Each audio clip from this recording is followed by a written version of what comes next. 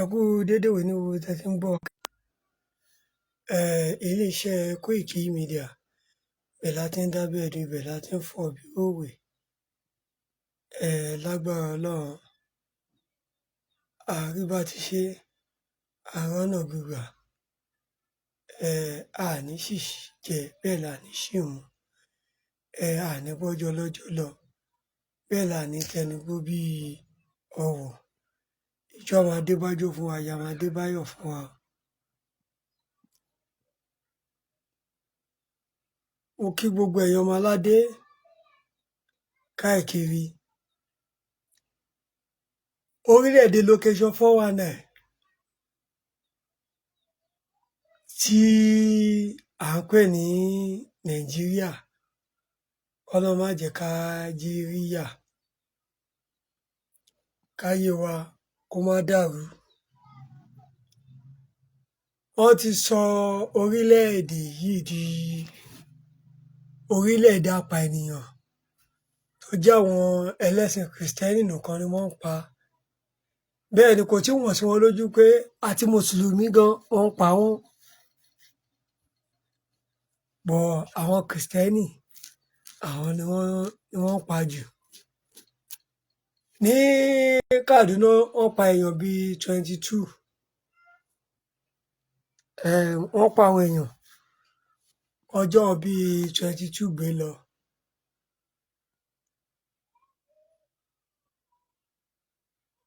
Àwa sọ̀rọ̀ wípé ṣóró orílẹ̀-èdè bẹ́ẹ̀ yẹn, ṣóhun ló yẹ ká sọ pé a wà lábẹ́. Òmìnira wa ó máa dé láìpẹ́ láì jìnnà. Bí ẹ̀yin alábòsí ẹ kàn ń gbógun ẹ ń ṣe ọ̀tẹ̀, òmìnira ilẹ̀ Yorùbá ó máa dé.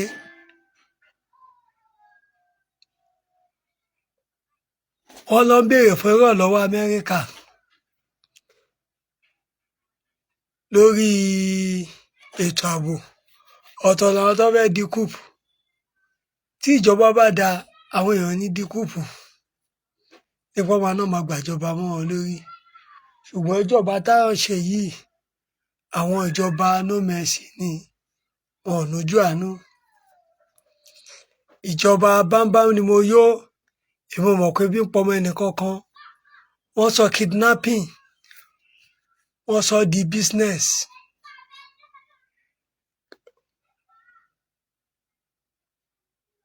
Wọ́n ń pa àwọn èèyàn bẹ́ẹ̀ nípa ẹran. Àwa sọ pé wọ́n Nàìjíríà òun la fẹ́ kú sí. Ṣó yẹ kó rí bẹ́ẹ̀? Kò yẹ kó rí bẹ́ẹ̀.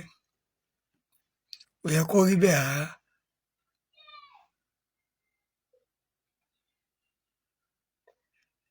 Ẹ̀mí àwọn èèyàn kò jọ wọ́n lójú.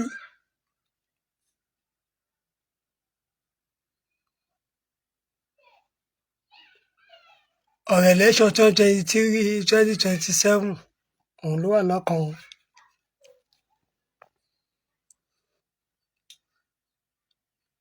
Bẹ́ẹ̀ la ìrá wọn tó lọ ń jókòó níbi tó ti ń ṣe mítìn òṣèlú torí ráìsì agolo kan tó máa gbà.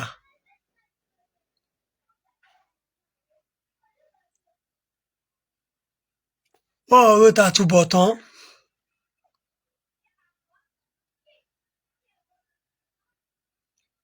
Wọ́n ò rò tọ́jọ́ tó máa sùn tó ní jí mọ́.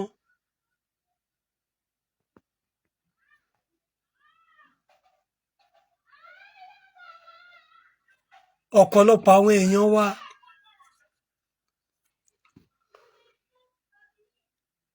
tó bá béèrè lọ́wọ́ ẹlòmíì tó ní tàbí pé ṣé lóòótọ́ lọ̀rọ̀ tí Trump sọ pé Nàìjíríà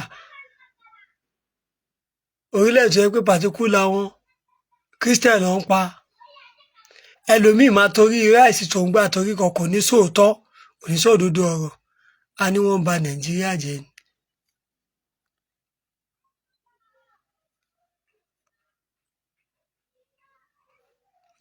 Ṣé orí orílẹ̀-èdè bẹ́ẹ̀ yẹn òun làwọn kan ṣì ń gbàdúrà ká ẹ máa wà nú ẹ̀ ká máa jìyà lọ ẹni bá ló mọ̀ nǹkan burúkú ò ní bà wá àwọn èèyàn tó ń pa ní Kwara sí àwọn ló lè sọ èèyàn tó ti pẹ́ bí ẹ̀sùn òun ló lè sọ.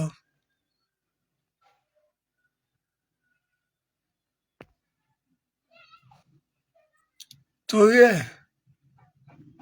ẹ jẹ́ ká ṣí ọpọlọ wa sílẹ̀ ẹ jẹ́ ká ké pe Ọlọ́run.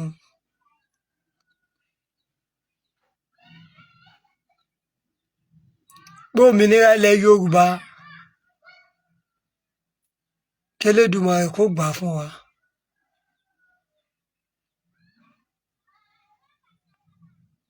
torí ọ̀pọ̀lọpọ̀ ẹlòmíì àìníròònú ó ń ṣe wọ́n tó bá ti lè jẹun ó ti tán.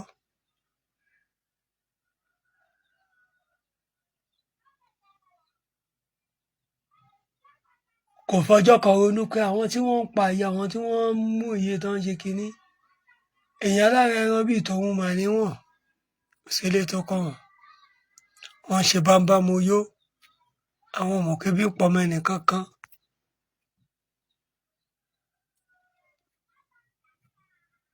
orú àwọn ẹ̀dá báyìí kọ́lọ́ba kó ṣàánú wọn. ilé gẹ́bà ti mọ̀ èní ọjọ́ kìíní nínú oṣù kọkànlá ọdún 2025 wọn bá ìgbà tó kù kó ṣì ọkọ́dún kó parí ìbànújẹ́ ó kéré ó tóbi kò ní yálé wa ìjọ àwọn adébájọ́ fún àyẹ̀wò adébáyọ̀ fún wa tòtòfíní òun ládìyẹ ń tẹ́kọ̀ èmọ́ bọ̀ àlọ́rẹ̀ àbọ̀ rẹ̀ orí burúkú àtòfẹ̀mí kò ní jẹ́ tiwa gbogbo ibi tá a bá dé àbójú rere àtàánú Ọlọ́run pàdé o iléeṣẹ́ Koiki Media wọn ní rógbò ìbànújẹ́ o ọ̀kan tó bá ń bà wọ́n nú jẹ́ Elédùmarè á sọ́ dìdùnnú gbogbo ẹ̀ lólùfẹ́ iléeṣẹ́ Koiki Media a kí yín o fún àtìlẹ́yìn lágbára Elédùmarè ní